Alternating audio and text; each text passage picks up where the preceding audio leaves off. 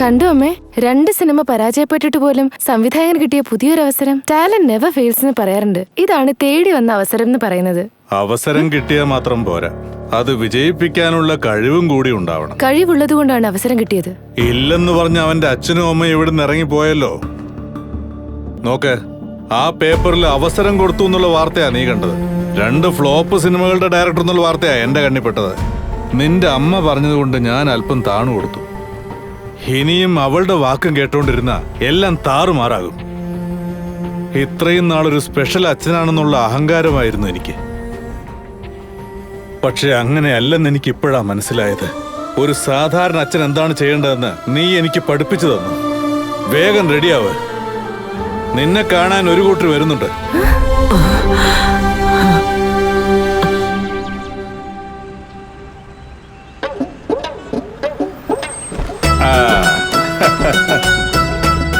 Mummy, daddy പോണമേ. വരൂ വരൂ.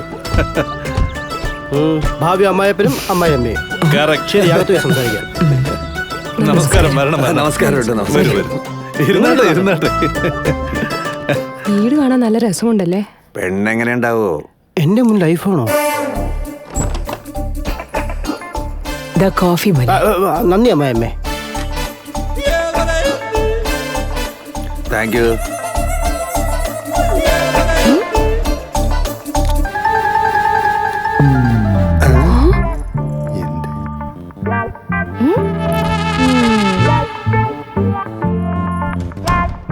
നമുക്കങ്ങ് പറഞ്ഞാലോ? വേണ്ട, കല്യാണം കഴിയുമ്പോ അവര് മനസ്സിലായിക്കോളും നമ്മുടെ മകന്റെ കഴിവ് എന്താണെന്നുള്ളത്. ഡാഡി, ഇതും വിടൂല അല്ലേ? ഇത് കൊള്ളാലോ.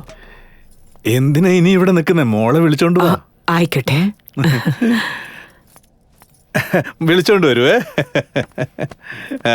ഈ സ്വഭാവം നിന്റെ വീട്ടിൽ ആർക്കെങ്കിലും ഉണ്ടോടി? നിങ്ങളുടെ അച്ഛനുണ്ടല്ലോ.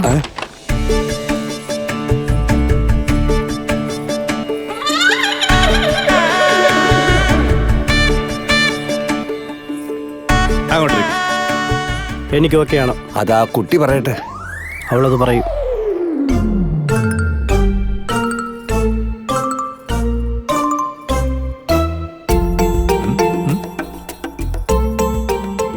എടീ, എന്താ നോക്കുന്നേ? ഞാൻ ഫോൺ എടുത്ത് എവിടെ വെച്ചെന്ന് എനിക്കറിയില്ല. നീ അത്ര പെട്ടെന്നൊന്നും മറക്കുന്ന കൂട്ടത്തിലല്ലല്ലോ. കളിയാക്ക അല്ല, റൊമാൻസ്. നിങ്ങൾ എന്ത് സംസാരിച്ചോണ്ടിരിക്കുന്ന തോന്നണേ. എന്റെ അടുത്ത് എന്തെങ്കിലും ചോദിച്ചെങ്കിൽ എന്നോട് വേണമെങ്കിലും ചോദിക്കാം. അത് വേറൊന്നുമല്ല, പെണ്ണിനോട് എന്തെങ്കിലും ചോദിക്കാനുണ്ടെങ്കിൽ ചോദിക്കാൻ പറഞ്ഞത് അതല്ലേ? ഓ ആ ചോദിച്ചോടാ. ഒരു പാട്ട് പാടാൻ പറയട്ടെ? എന്റെ അടുത്തല്ല, ആ പെൺകുട്ടിയോട് ചോദിക്കേ. നിങ്ങൾക്ക് പാട്ട് പാടാൻ അറിയാമോ? അച്ഛാ, സ്ഥിരം ചോദ്യം. മോനെ, പുതിയതായിട്ട് എന്തെങ്കിലും ചോദിക്കേ. നിങ്ങളുടെ ഹോബീസ്? അച്ഛാ, വീണ്ടും സ്ഥിരം ചോദ്യം. എടാ, പുതുമയുള്ള എന്തെങ്കിലും ഒന്ന് ട്രൈ ചെയ്യടാ. പക്ഷെ എന്റെ ചേക്കൻ പുതിയതായിട്ട് ഒന്നും ട്രൈ ചെയ്യാറില്ല. പക്ഷെ പഴയത് എന്തെങ്കിലും കിട്ടിയ പുതിയതായിട്ട് ഒന്നുകൂടെ ട്രൈ ചെയ്യും. ഇപ്പോഴാണ് പുതിയതായിട്ടൊന്ന് ശ്രമിച്ചത്, അതിലും വിജയിച്ചു. ഇവനാണ് ആദ്യം ചികിത്സിക്കേണ്ടത്. നിങ്ങൾ പറയുന്ന ഒന്നും മനസ്സിലാവുന്നില്ല. ഞങ്ങൾക്കൊക്കെ അറിയാന്നേ, കുറച്ച് കഴിയുമ്പോ നിങ്ങൾക്കും അതൊക്കെ മനസ്സിലാകുന്നേ. നിങ്ങൾക്ക് അതെല്ലാം വരുമോ? എന്നുവെച്ചാ പാചകം അറിയാവോ? അച്ഛാ, എല്ലാ സ്ഥിരം ചോദ്യങ്ങൾ തന്നെയാ. അതെ, എന്റെ ഫോൺ എവിടെ വെച്ചെന്നറിയാം. നീ ഇവിടെ എവിടെങ്കിലും മറന്നു വെച്ചു വേണം. ചെറുക്കന്റെ വീട്ടുകാരൊന്ന് പോട്ടെ, എന്നിട്ട് നമുക്ക് തപ്പിയെടുക്കാം. എന്തൊക്കെ നിങ്ങൾ പറയുന്നുണ്ടല്ലോ, ഞങ്ങളോട് ചോദിച്ചാ പറയില്ലേ? എന്നോട് വേണേലും ചോദിക്കാൻ കേട്ടോ. അത് വേറൊന്നുമല്ല, ഇവരോട് ഇപ്പൊ എന്താ പറയാ? എന്തെങ്കിലും പുതിയതായിട്ട് ഒന്ന് ചോദിക്കുമോ? ഓ, ഇപ്പോഴും പഴയ സ്ഥിതിയല്ലേ മോനെ? എന്തെങ്കിലും പുതിയതായിട്ട് ചോദിക്കാൻ. നിങ്ങൾക്ക് കൊറോണ ചോദ്യം. ഒരു കണക്കിന് ശരിയാ. ഫോൺ നീ തീർന്നടാ.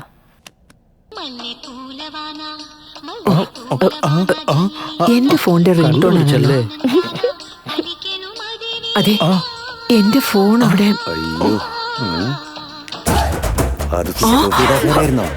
നീ പറഞ്ഞു കൊടുത്തില്ല. എന്താ ഇതൊക്കെ? അതുകൊണ്ടാണ് എന്റെ അടുത്ത് ചോദിച്ചുടനെ പല പ്രാവശ്യം ഞാൻ നിങ്ങൾക്ക് ഹിന്റ് തന്നത്. ഹിന്റോ? ആ, എന്റെ മോൻ ഒരുപാട് സ്വത്തുണ്ടെന്നുള്ളത് നിങ്ങൾക്ക് അറിയാവുന്നതല്ലേ? അറിയാങ്കി ആ, അതിന്റെ കൂടെ ഇങ്ങനെ ചെറിയൊരു ഹാബിറ്റ് കൂടി ഉണ്ട്. എന്താ അത്? എന്റെ മോൻ എവിടെ പോയാലും ഓർമ്മയ്ക്കായിട്ട് എന്തെങ്കിലും ഒരു സാധനം എടുത്തുകൊണ്ട് വരും. അത് ശരി, പെണ്ണ് കാണാൻ വന്ന വീട്ടിൽ നിന്നോ? പെണ്ണ് കാണാൻ പോയാലെന്താ, ഒരു ചായക്കടയിൽ പോയാൽ പോലെ ഒരു ടീസ്പൂണെങ്കിലും എടുത്തോണ്ട് വരാതിരിക്കില്ല. ഓർമ്മ കാത്തു സൂക്ഷിക്കുന്ന മോൻ.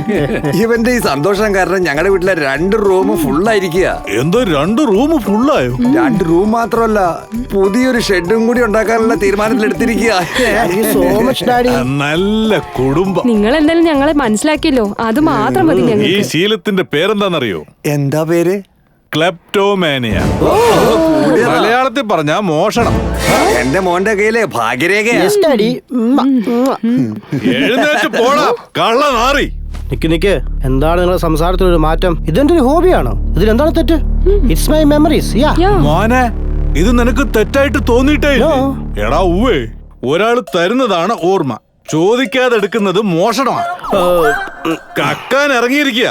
മോനെ വിളിച്ചോണ്ട് മര്യാദക്ക് പൊയ്ക്കോ. ഡാഡി, എന്ത് പരിപാടി ഇത്? പെണ്ണ് കാണാൻ പറഞ്ഞിട്ട് ഞങ്ങളെ കള്ളനാക്കുന്നോ? കള്ളനെ കള്ളാന്ന് പറയുന്നത് തെറ്റാണോ? ഞങ്ങളുടെ മോളെ സ്നേഹിക്കാനേ പഠിപ്പിച്ചിട്ടുള്ളൂ, ഒന്നും കക്കാൻ പഠിപ്പിച്ചിട്ടില്ല. കല്യാണം കഴിഞ്ഞ അതോടെ പഠിച്ചേ.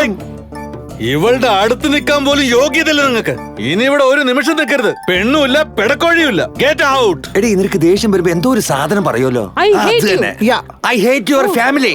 I took your family.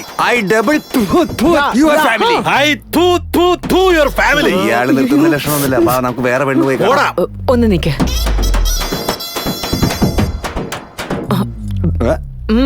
ഒരു സ്പൂണ് പോലും തരാത്ത ഫാമിലി. ഇതൊന്നും നമുക്ക് ശരിയാവൂലടോ മോനെ. അത് correct.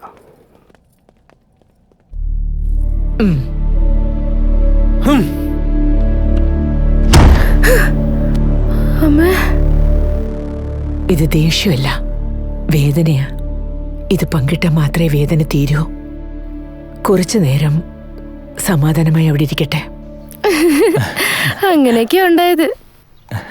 Thank you. Thank you sir. വേറെന്തെങ്കിലും വേണം? നത്തിങ്. Thank you sir. ആ വന്നവൻ ഒരു കള്ളനായതുകൊണ്ട് ഇത്തവണ എങ്ങനെയോ രക്ഷപ്പെട്ടെന്ന് പറയാം. പെട്ടെന്ന് അച്ഛൻ പറഞ്ഞത് എന്നെ കാണാൻ ചെക്കനും വീട്ടുകാരും വരുന്നെന്ന്. എന്തോ ഭാഗ്യത്തിന് അങ്ങനെ നടന്നുകൊണ്ട് ഇത്തവണ കഷ്ടിച്ച് രക്ഷപ്പെട്ടു. എന്നാ അങ്ങനെ എപ്പോഴും നടക്കണമെന്നില്ല. ഇങ്ങനെ പേടിച്ച് പേടിച്ച് ജീവിക്കുന്നതിനേക്കാൾ നല്ലത് നമുക്ക് എവിടെയെങ്കിലും ഓടിപ്പോയി കല്യാണം കഴിക്കാൻ വിജയ്.